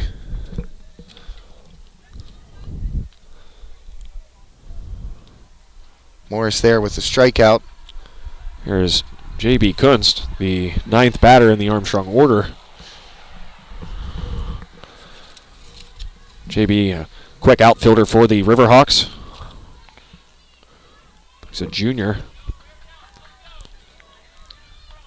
Ball outside. Yeah, he hit that sharp ground ball at Eisenhower in the first inning that went off Eisenhower's left leg and into, past the first baseman up the right field line, allowed the Riverhawks to score 2 unearned runs. There's a pitch low. Kunst able to hold off of that pitch. 2-0. You can, I think it's safe to say you can get runs from all parts of this Armstrong order. You had RT Bowser, who hit that great double there. He was batting 8th for Armstrong, and he had Cipher hit that home run. He's batting the cleanup position. There's run producers all throughout the lineup, and certainly a luxury for the Armstrong Riverhawks. Yeah, you got to like it if you're head coach Ed Morris. I mean, this is, marked difference from a season ago where the weather didn't allow them to get outside. And, that was one thing that Coach Morris talked to us about, was getting those bats warm. And we've had some decent weather the last couple of weeks, allowing these guys to get outside, face live pitching, and get dialed in, ready for the season at the plate. So J.P. Kunst still batting for Armstrong here. There's a swing. This ball is hit behind the backstop, so he'll stay alive with 2 strikes already on his count. Yeah, full count here for JB, I believe. Right-hander in the stretch, in the pitch. Good swing and a miss. Strike 3. So 3 outs for Armstrong, but not without another run scoring thanks to Zach Stradiff on the double. So after 4 innings, it's Armstrong 12, Indiana 1, or 13-1, excuse me. We have screens here, folks, too. And right now, the way the sun's positioned, we can't even hardly see our screen, so you have to bear with us. But 13-1, Josh. Tell me just sort of the big takeaways besides, the obvious that Armstrong's bats are really producing and being smart at the plate as well. Well, I'll tell you what, Armstrong, their pitchers are throwing strikes. They're making plays on defense. They're very disciplined at the plate. They're pounding the ball. I mean, can't find a flaw really with their performance today. There hasn't been a problem that has repeated itself. They're obviously, their bats are overmatched, or their bats aren't overmatched by Indiana's pitching is what I meant to say. It's just they look good right now, Joe. Looks like Armstrong not sure if they're going with a new pitcher or not here. Again, I think that's Eddie as well, still out there. I believe that is indeed Eddie Morris for Armstrong. And I am not 100% sure about this, Joe, but the Riverhawks are up 12 runs. This is Indiana's 5th time up. I believe it's 11 runs after 5 innings, and that's a mercy rule victory. I'm not sure. Everything changes every year in the WPIAL and the PIAA. And you'd have to think, too, Josh, that neither of these coaches want to burn through more pitching than they have to. For sure. Especially a game that seems sort of already decided, if you will. Yes. So we'll see what happens here. Armstrong needing 3 outs to qualify for that, I believe. Don't quote us on it. I think we should probably know that, but the rules are always changing. We have nothing else to do. Well said. So Morris here in the top of the 5th. Armstrong leading 13-1, excuse me. There's a first pitch strike fouled out of play. And Harriger will range for it but can't come up with the ball. That's tough. You're getting close to that fence. You saw Kanik just take a face plant off the fence earlier. You don't want to run full speed into a fence. It's not fun, especially early in the season. If this is a playoff game, I don't mind it. But right now, early in the season, you don't want to risk injury just running full speed into a fence. Especially when you consider who the first baseman ranging there is, Caleb Herringer. Yeah, he's much more important on the mound than he is playing first base. Way too valuable to Armstrong. Low pitch here, ball.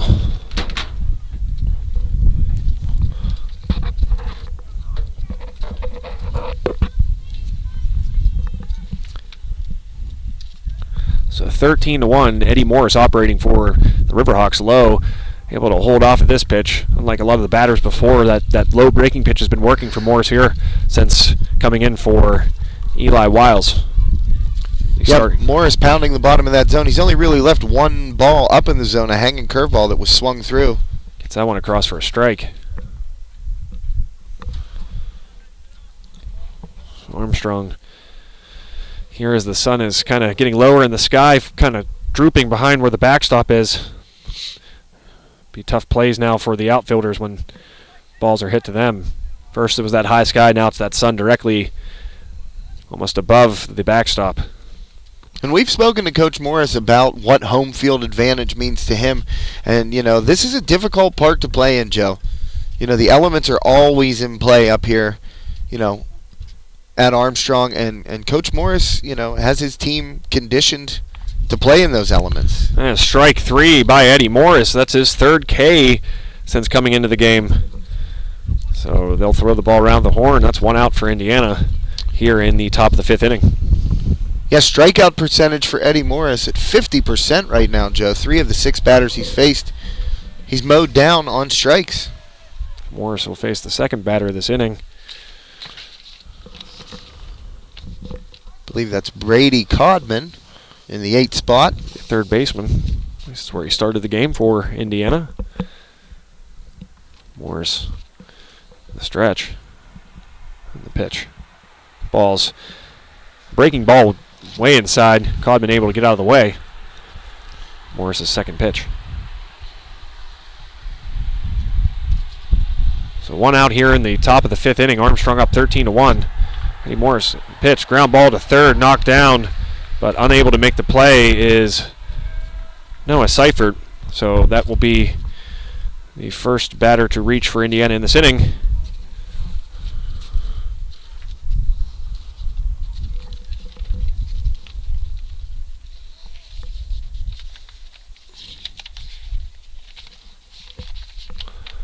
Morris, third batter he'll face in the inning.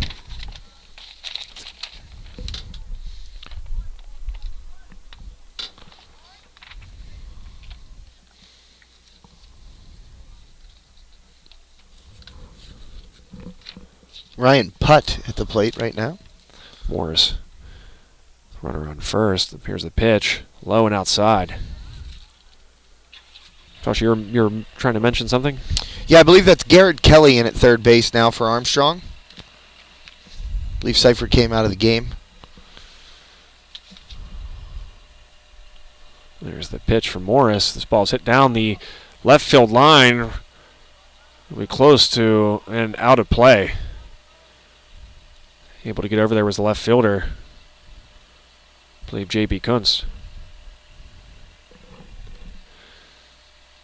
There's a lot of outfield here too, Josh. It's not... No, it's not a small park. I mean, if you look at some of the other schools that we cover, you know, maybe some tighter outfields. Apollo Ridge comes to mind, a shorter porch, both ways down the line. This is a spacious outfield. First pitch hit to Paul Seifert, excuse me. He has a hard time right in that sun, just as we mentioned. That's exactly what caused him the problem. He was tracking it well, then sort of held up there for a second, and unable to battle the sun enough to corral that ball. So runner now on second base for Indiana.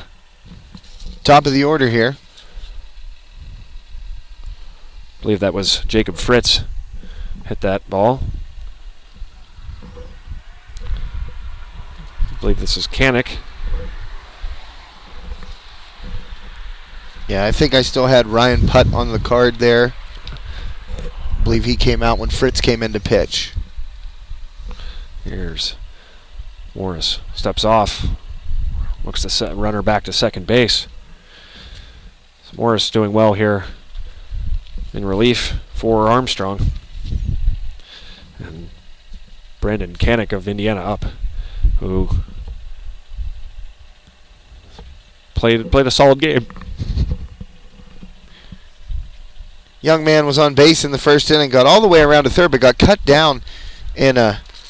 I have it written down here. Let's see if I can read it. 5-2-6-1-5-2 rundown at the plate. You know, and that actually settled Eli Wiles down a little bit early in the game when it was still a scoreless game. Here's a ball. Looks like it's going to be hit down the right field line. The sun again a problem, and that's Max Morris unable to come up with it. That sun causing problems here now for the Armstrong outfielders, and I mentioned it in that as we came back for this inning, Josh, that the sun is just in the worst place. No cloud coverage whatsoever here, and hanging right over those outfielders as they look up for the incoming fly balls. Yeah, Max Morris with a little trouble out there. Just the same thing, basically, as Seifert, the batter before him, you know, having a difficult time with that sun, as you mentioned, in those clouds. You know, the high, cirrus white clouds where that ball just gets lost. Here's a ball driven in the gap between center and left field. Seifert there to get it. He's going to get it in quickly. A run will score. 2 runs will score for Indiana now. So, again, that sun there, credit to Indiana. They're able to put the bat on ball, but that sun definitely aiding them and hurting the Armstrong outfielders, Josh. Yeah, for sure. We got a 13-3 score here. Indiana within 10. So 13-3, as Josh mentioned. Indiana now getting more runs in this inning than they had in the prior 4.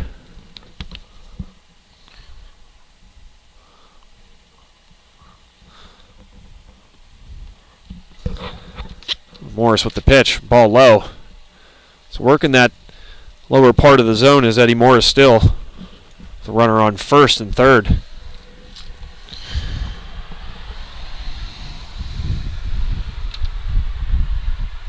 Throw over to first. Runner back safely here in the top of the 5th inning. Indiana starting to get the bat on the ball a little bit, coming out of Morris's hand, maybe seeing a little bit better. There's a strike. 3 hits this inning for the Little Indians. That, one more than their total for the previous four innings. More set in the pitch. Inside, but called strike. Got a call right there, Joe. So Eddie Morris operating here in the top of the 5th inning for Armstrong, second pitcher in the afternoon. There's a pitch. Looks like it'll be in foul territory. Caleb Harriger over to look at it. Unable to come up with the ball is the Armstrong first baseman. Just barely making it over the fence there, Josh. Yeah. He's had a couple this inning. Getting tested. Morris will regroup in the mound. Again, runners on first and third base for Indiana. Again, you mentioned 3 hits already this inning. Throw over. Runners back in time. Josh, you mentioned their most productive inning certainly so far. Yeah, a couple of runs on 3 hits. An error by Armstrong also contributing to Indiana being able to get on the board. Here's the pitch. Ball low. Strike. That's strike 3, so 4th strikeout for Morris. That's what I was just going to say. Morris with has that strikeout pitch working. Seems like he's using that breaking ball as his wipeout pitch.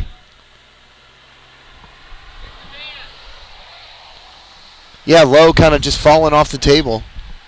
So 2 outs here in the top half of the 5th inning here. Armstrong, first pitch, high fly ball, right back of second base. Camping under it is Bordick, and he will make the catch. Well, he looked comfortable. The only one that looked comfortable going after a fly ball this inning for Armstrong, Joe. So we are through the top half of the middle of the 5th inning, excuse me. Well, this is it, Joe. The handshake line is forming right now. That's 10 runs after 5. So we have that rule in our head. All right. So we got that one straight. So that's it. 13 to 3. 13 to 3, Josh. Your big takeaways. That was a quick game, of course, but we talked about the offense being explosive, waiting on good pitches. I think the defense looked pretty solid. I think the later innings with the sun causing some problems obviously had more to do with some of the blemishes you'll see defensively for the Riverhawks. But, besides those facts, Josh, give me some of your big takeaways. Big takeaway right here is a 5A baseball team against a team from a lower classification. Armstrong's so disciplined at the plate, and when they were, getting strikes to hit, they were hitting them. They were not missing them. As you mentioned, that last inning, a little trouble with the sun, but defensively very sharp. Armstrong has some pop in the lineup. You got to hope R.T. Bowser is okay. He had that long double to the deepest part of the park, short hop the fence. Noah Seifert with a long home run to right field. This Riverhawks team has some weapons offensively, and I'm looking forward to see Caleb Harriger pitch. I think he's the established number 1. But you know what? You got a productive start today out of Eli Wiles. You got some decent relief out of Eddie Morris. This Armstrong team may be able to surprise some people, Joe. Absolutely, and I think when you look at it, we mentioned there are little holes in their lineup. You have guys late in that order that are able to still hit the ball and put balls in play. It seems hard to find a weakness offensively. They got speed, they have power. You saw that on display with Noah Seifert's home run early on. And the speed. You talk about the number of steals, particularly by guys like Seifer, Paul Seifer at the top of the lineup. And also J.B. Kuntz showing some speed there as well. Not to mention Caleb Harriger with a RBI triple in the game. So showing the power, showing the different facets of their offense and capability, and you have to be happy too. You didn't throw Harriger today. You got innings out of Morris, and you got innings out of Eli Wiles.